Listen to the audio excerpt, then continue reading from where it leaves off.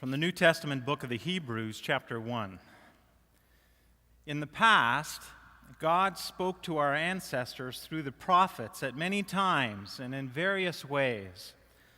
But in these last days, he has spoken to us by his Son, whom he appointed heir of all things, and through whom also he made the universe. Jesus, in that verse and in others, is the one through whom God made everything that is. He is God's world-ordering wisdom, making rivers to be themselves and mountains to be their way, and you, as a human being, to be you. He's the one through whom everything in the cosmos, all material reality, came to be, including, we're not sure how old it is. Geologists told me. Could be thousands of years old, could be millions of years old, including that old rock that is now in your hands. Okay, you can take the elastic off carefully because the rock's been cracked.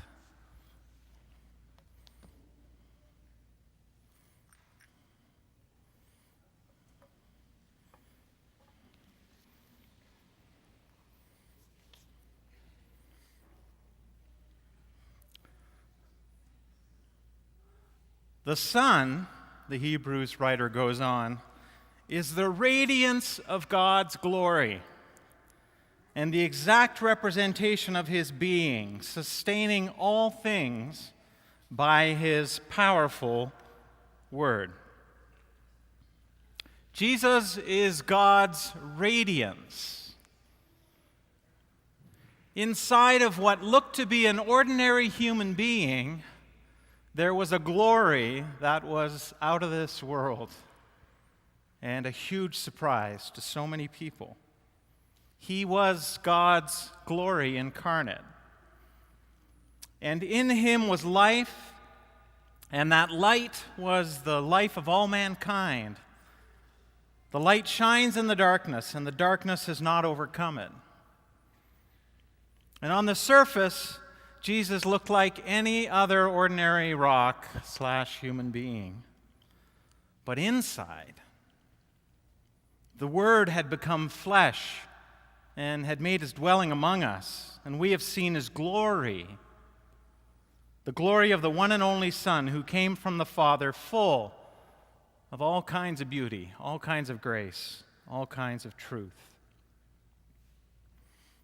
When I asked geologist Alex Call, new member of New Hope Church, why he loved being a geologist, he wrote me back these words: "You can pick up a worthless rock in the middle of the city and smack it against another to find the most beautiful geode inside." That's what you have in your hands.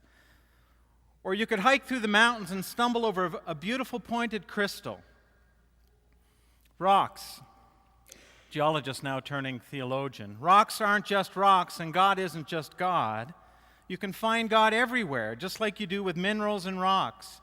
You just got to do your homework and go through life with open eyes rather than just looking ahead, so far ahead all the time.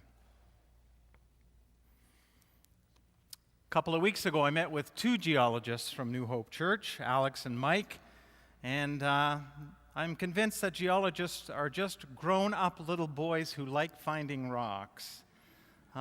They just regaled me with stories, adventures of treasure hunting and finding that next rock and the extent to which they go to find that next rock. And their stories, Alex's in particular, reminded me of Jesus's glittering parables about treasures. The kingdom of heaven, Jesus said, is like a treasure hidden in a field. When a man found it, when a geologist found it, he hid it again, and then in his joy went and sold all that he had and bought that field. Again, the kingdom of heaven is like a merchant looking for fine pearls. When he found one of great value, he went away and sold everything he had and bought it. Which causes me to ask myself, and now causes me to ask you, is this God thing anywhere close to being a treasure, that important a treasure, that valuable a gem, that much of a matter that nothing else would matter but for to grab hold of it and give everything so that you can have Him? Is God someone you've searched for all your life? Would you know Him if you found Him? So this very geode,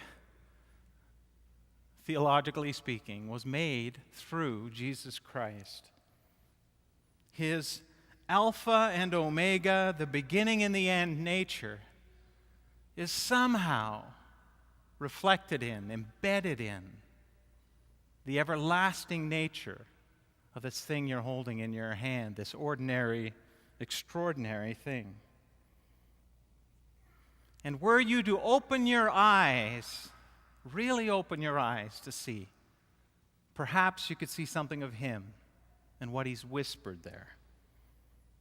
His fingerprints, His way of thinking, His grace and truth. One of the foundational principles for geology is an idea called uniformitarianism. Really. It goes like this. Mike Wamsteeker and another geologist who helped, Hans Spielmann, summarize it this way. This principle can be summed up very simply as the present is the key to the past. At the heart of this idea is the assumption that laws of nature have acted in the same manner over time, and especially over the history of the earth.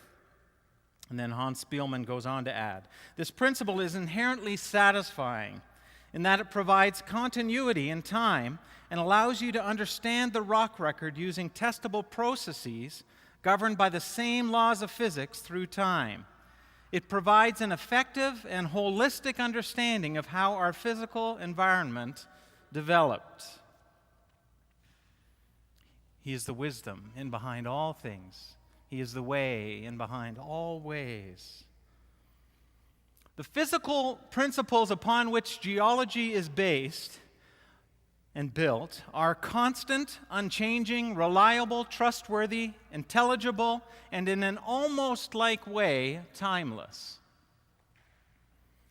Rocks are made in the image, the rock-like image of a God who is constant, unchanging, reliable, trustworthy, intelligible, and most certainly timeless.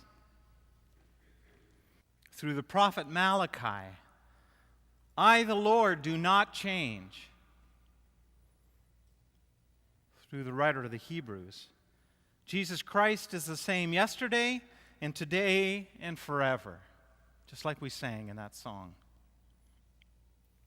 Through the poet, songwriter, psalmist, I love this one. This one really explains reality in these regards.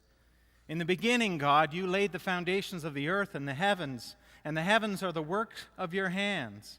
They will perish, but you remain. They will all wear out like a garment. Like clothing you will change them, and they will be discarded. But you remain the same, God, and your years will never end.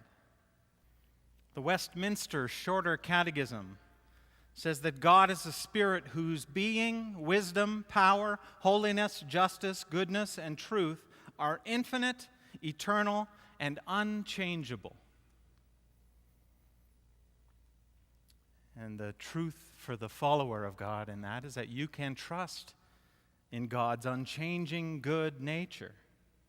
And you can build your life upon the rock that is that truth. And you will not be washed away in a flood.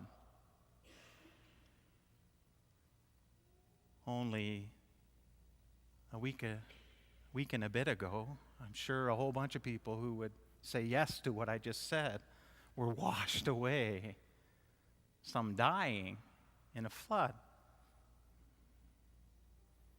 And bad things happen all the time. People are hospitalized. People break down. Boom, this horrible accident happens. Boom. He dies. She dies.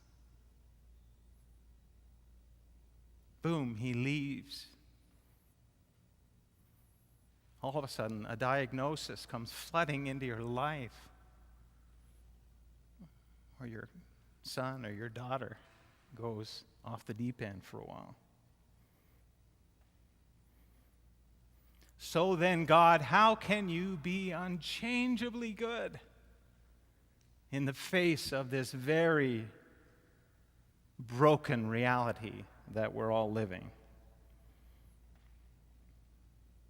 If anything, reality gives evidence to a God who is inconsistent, changeable, and at times, when we just are angry, seemingly capricious. So what gives? How do you reconcile an unchangeably good God, which if you believe in God, you have to believe in that, with this reality? A city ravaged by a flood. Thinking about it this week, thinking about what these geologists were teaching me, I thought maybe it's a time thing. Mike Wamsteeker told a story in one of our emails back and forth about a 30-year-old play, a piece of land where they tried to look for resources, didn't find anything. He came back to it 30 years later and found significant resources there and was able to discover something that was quite economically viable and which that company that he was working for was able to pursue. And, humbly he says, somebody will do that about something that I looked at and said nothing was there 30 years from now. But the idea that you can come to a reality, a fixed reality that doesn't change, and see it as providing nothing of resource to you at one moment 30 years ago, 30 years later then becoming something that is a significant source of resource. I mean, the rocks don't change. Geology doesn't change. God doesn't change. But who we are relative to God, where we are, what time it is in our knowing of God, what the earth chooses to reveal about itself, what Jesus chooses to reveal about himself in any given moment, could be very constant and unchanging, even as we're all feeling different parts of that proverbial elephant, that geological play. So things may not be as they appear on the surface when it comes to God's unchangeable goodness. It may just be a matter of time, and it may take a long time for us to see it. We may not get it, why this way with these pains, until we fully enter into his kingdom on that perfect, new, gem-filled world.